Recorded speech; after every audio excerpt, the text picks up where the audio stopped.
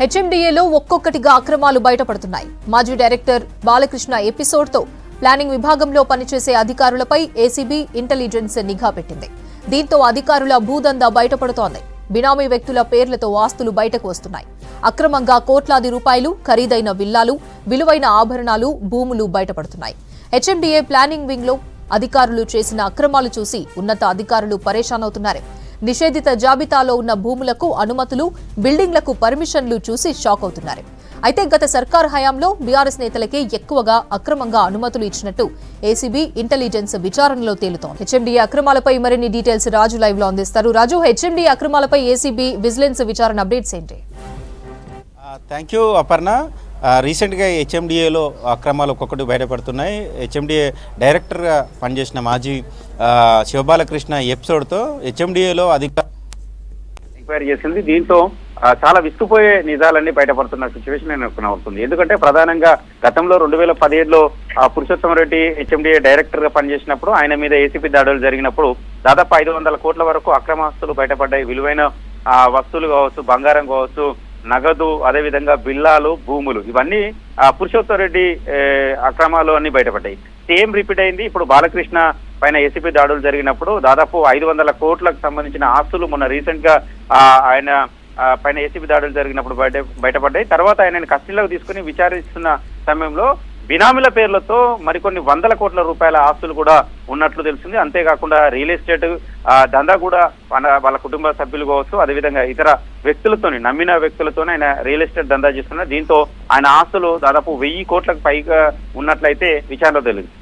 ఈ బాలకృష్ణ ఎపిసోడ్ తో హెచ్ఎండిఏకి సంబంధించిన ప్లానింగ్ విభాగం పైన కూడా ఇటు విజిలెన్స్ అధికారులు కావచ్చు, ఇంటెలిజెన్స్ వాళ్ళు కావచ్చు, ఏసీబీ వాళ్ళు కావచ్చు నిఘా పెట్టారు. 2-3 రోజుల పాటు హెచ్ఎండిఏ కార్యాలయంలో అమీర్పేటలో ఉన్న స్వర్ణ జయంతి కాంప్లెక్స్ లో హెచ్ఎండిఏ కార్యాలయం ఉంది. అందులో పూర్తిగా ఎంక్వైరీ చేస్తున్నారు. 7వ ఫ్లోర్ లో హెచ్ఎండిఏకి సంబంధించిన టౌన్ ప్లానింగ్ విభాగం ఉంటుంది. అదేవిధంగా అక్కడ ఉన్న పనిచేసిన అధికారులను కూడా ఎంక్వైరీ చేస్తున్నారు. బాలకృష్ణ అక్కడ ఆయనకు హెచ్ఎండిఏ డైరెక్టర్ గా ఉన్నప్పుడు అక్కడ ఒక ఛాంబర్ ఉండేది. అదేవిధంగా ఎంఏడి డైరెక్టర్ గా ఉన్నప్పుడు మాస్టర్ ట్యాంక్ లోనే ఒక ఛాంబర్ ఉండేది. సో ఈ 2 ఛాంబర్లలో ఏసీబీ అధికారులు సోదాలు చేస్తున్నారు. అయితే గత 10 ఏళ్ల కాలంలో ఆయన డైరెక్టర్ గా ఉన్న సమయంలో కావచ్చు, అంతకంటే ముందు ఉన్న సమయంలో కావచ్చు, ఎన్ని వాస్తవంగా ఎక్కడెక్కడ అనుమతులు ఇచ్చారు, లేఅవుట్ల పర్మిషన్ ఎంత మేరకు ఇచ్చారు, అదేవిధంగా బిల్డింగ్ పర్మిషన్ కావచ్చు, హైరేజ్డ్ బిల్డింగ్ సంబంధించిన పర్మిషన్స్ ఎట్లా ఇచ్చారు, దాంతో పాటు కొన్ని నిషేధిత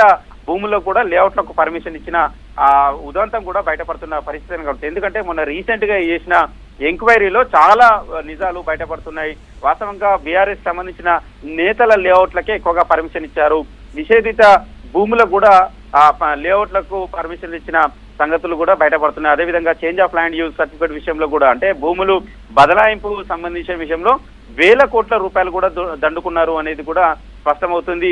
ఒక హెచ్ఎండిఏలో డైరెక్టర్ గా ఉన్న బాలకృష్ణనే కాదు, ఆయన కింద పనిచేసిన ప్లానింగ్ ఆఫీసర్లు కూడా పెద్ద ఎత్తున చేతులు మారాయి. ఎందుకంటే ఫైల్ మూవ్మెంట్ విషయంలో కావచ్చు, డైరెక్టరే ఫైల్ మూవ్మెంట్ చేయరు. ఆయన కింది స్థాయిలో సిబ్బంది కూడా ఫైల్ మూవ్మెంట్ చేయాల్సి ఉంటుంది. కాబట్టి ఆయన డైరెక్టర్ కాదు, ఒక డిక్టేటర్ గా పనిచేసిండు అనేది హెచ్ఎండిఏ వర్గాలు కూడా ఏసీబీ అధికారులకు విచారణలో కొంతమంది చెప్పినట్లు తెలుస్తుంది. బలవంతంగా చాలా వరకు ఫైల్స్ అక్కడ రిజెక్ట్ చేయాల్సిన, కింది స్థాయిలోనే రిజెక్ట్ చేయాల్సిన ఫైల్స్ ను కూడా బలవంతంగా పైకి పంపించుకుని, పైకి తెప్పించుకుని సంతకాలు చేసి పర్మిషన్ ఇచ్చారు అనేది కూడా తెలిసింది.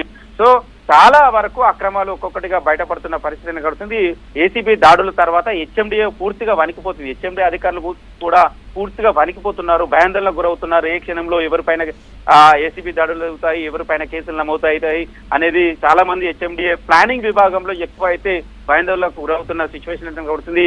చాలా వరకు గ్రేటర్ హైదరాబాద్ చుట్టుపక్కల జిల్లాలో ఉన్న భూముల బదలాయింపులో పెద్ద ఎత్తున చేతులు మారాయి. 100 కోట్లు కూడా చేతులు మారాయి. అప్పుడు ఉన్న మున్సిపల్ శాఖ మంత్రి కేటీఆర్ ఆదేశాల మేరకు కొన్ని మున్సిపల్ ప్రిన్సిపల్ సెక్రటరీ ఉన్న అరవింద్ కుమార్ ఆదేశాల మేరకు మరికొన్ని, అదేవిధంగా బాలకృష్ణ సొంత ప్రయోజనాలకు మరికొన్ని కూడా చాలా వరకు పనులు చేయించారు అనేది స్పష్టమవుతుంది. అదేవిధంగా హెచ్ఎండిఏ డైరెక్టర్ అయిన ఉన్నప్పుడు పుప్పాలగూడ సంబంధించిన నార్సింగ్ ప్రాంతాల్లో కూడా చాలా వరకు వివాదాలు కూడా కొనసాగాయి. కొన్ని ఫిర్యాదులు కూడా వచ్చాయి. అక్కడ ఓయూ కాలనీ ఉంది, ఓయూ కాలనీకి మొత్తం బ్లాక్ చేసి ఒక హైరేజ్డ్ బిల్డింగ్ కు పర్మిషన్ ఇచ్చారు.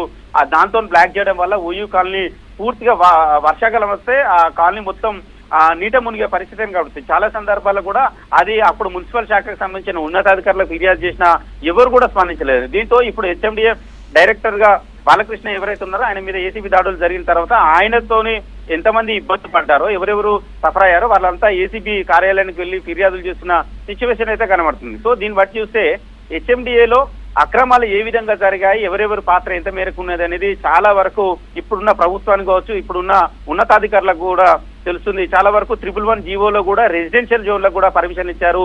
111 జీవో మాస్టర్ ప్లాన్ నుంచి కూడా కొన్ని తప్పించి కూడా పర్మిషన్ ఇచ్చారు అనేది కూడా బయటపడింది. వట్టినాగులపల్లిలో 100 ఎకరాలకు సంబంధించిన భూమి కూడా 111 జీవో నుంచి తప్పించి రెసిడెన్షియల్ జోన్ కు, అదేవిధంగా కమర్షియల్ జోన్ కు బిల్డింగ్ పర్మిషన్ కూడా ఇచ్చిన సందర్భం ఉంది. ఇవే కాకుండా అసెంబ్లీ ఎన్నికల సమయంలో, అంటే తెలంగాణలో అసెంబ్లీ ఎన్నికల సంబంధించిన షెడ్యూల్ వచ్చిన తర్వాత 2 రోజుల తర్వాత కూడా 111 జీవోకు సంబంధించిన అంశాలు కావచ్చు, అదేవిధంగా మిగతా చేంజ్ ఆఫ్ ల్యాండ్ యూజ్ సంబంధించిన నోటిఫికేషన్ కూడా ఇవ్వడం కూడా కొద్దిగా వివాదాస్పదంగా మారింది. చాలా వరకు తప్పులు జరిగాయి అనేది కూడా ఇప్పుడు ప్రస్తుత ప్రభుత్వానికి నివేదికలు కూడా అందాయి. సో వీటన్నింటిని బేరీజ్ చేసుకొని పూర్తిగా హెచ్ఎండిఏను ప్రక్షాళన చేయాలైతే ప్రభుత్వం భావిస్తుంది. దానికి సంబంధించి కూడా కసరత్తు చేస్తున్నట్లు తెలిసింది. సీఎం రేవంత్ రెడ్డి కూడా హెచ్ఎండిఏ కావచ్చు, మున్సిపల్ శాఖ కావచ్చు చాలా సీరియస్ గా ఉన్నారనేది అయితే స్పష్టమవుతుంది. ఎందుకంటే గతంలో ఉన్న మున్సిపల్ శాఖ మంత్రి గా ఉన్న కేటీఆర్ సమయంలో అప్పుడు మున్సిపల్ శాఖ మంత్రి కేటీఆర్ ఆదేశాల మేరకు చాలా వరకు పనులు చేశారు. అప్పుడు ఉన్న ఆయన కింద ఉన్న ఓఎస్డీలు కావచ్చు, పిఏలు కావచ్చు, పిఆర్ఓలు కావచ్చు, మిగతాకు సంబంధించిన అధికారులు కావచ్చు, చాలా వరకు రాష్ట్ర వ్యాప్తంగా అన్ని మున్సిపాలిటీలలో ప్రమోషన్లు కావాలన్నా, పర్మిషన్లు కావాలన్నా, లేకపోతే బిల్డింగ్ లేఅవుట్లకు సంబంధించిన అనుమతులు కావాలన్నా కూడా, ఇలాంటి సర్టిఫికెట్లు కావాలన్నా, మున్సిపల్ శాఖకు సంబంధించిన ఏదన్నా టెండర్ సంబంధించిన వర్క్ కావాలన్నా కూడా అక్కడి నుంచి వెళ్ళి ఫోన్లు పోయేది, అక్కడి నుంచి వెళ్ళి పర్మిషన్లు వచ్చేది, అక్కడి నుంచి వెళ్ళి ఆదేశాలు వచ్చాయి. సో వీటన్నిటిని ఇప్పుడున్న ప్రజెంట్ ప్రభుత్వం కావచ్చు, సీఎం రేవంత్ రెడ్డి కావచ్చు, వీటన్నింటిపైన నిఘా వర్గాల ద్వారా వచ్చిన సమాచారాన్ని స్వీకరిస్తున్నారు. వారిపైన కూడా వేటు వేయాలని అయితే చూస్తున్న సిచ్యువేషన్ అయితే కనబడుతుంది. సో హెచ్ఎండిఏ కోసం మున్సిపల్ శాఖలో గత 10 ఏళ్లలో జరిగిన అవినీతి అక్రమాలపై ప్రభుత్వం చాలా సీరియస్ గా ఉంది. బాలకృష్ణతో పాటు మరికొందరి పైన కూడా నిఘా పెట్టినట్టు తెలిసింది. వారికి సంబంధించిన ఆస్తుల వివరాలు కూడా ఇప్పటివరకు ఇంటెలిజెన్స్ విభాగాలు కూడా ప్రభుత్వం దృష్టికి తీసుకెళ్లినట్టు తెలుస్తుంది.